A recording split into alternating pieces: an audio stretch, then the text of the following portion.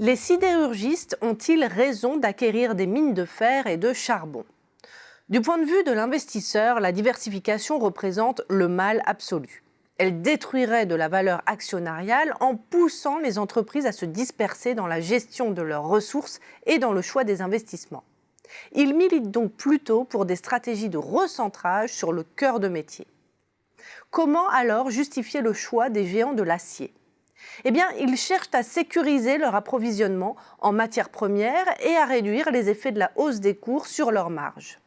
4 producteurs, Vale, Rio Tinto, BHP Billiton et Fortescue Metals, représentaient à eux seuls près de la moitié de la production mondiale de minerais de fer en 2017, elle-même très localisée géographiquement.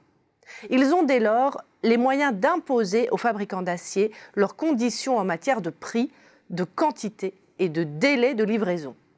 Leur rentabilité économique est d'ailleurs près de 2 fois supérieure à celle des sidérurgistes. Intégrer l'amont, c'est donc moins dépendre de ces puissants groupes miniers.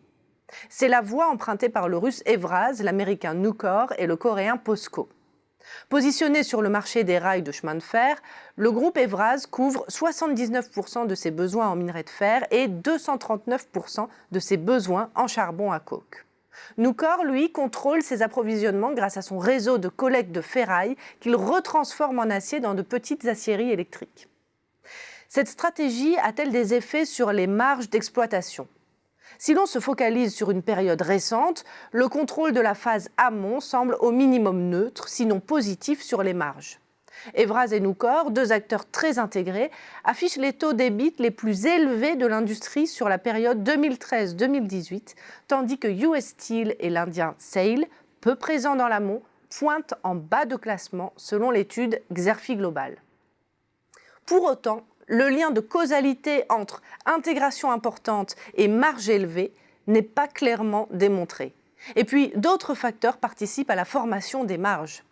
Positionnement de l'offre, croissance des débouchés, pouvoir de négociation des clients, prix des aciers vendus.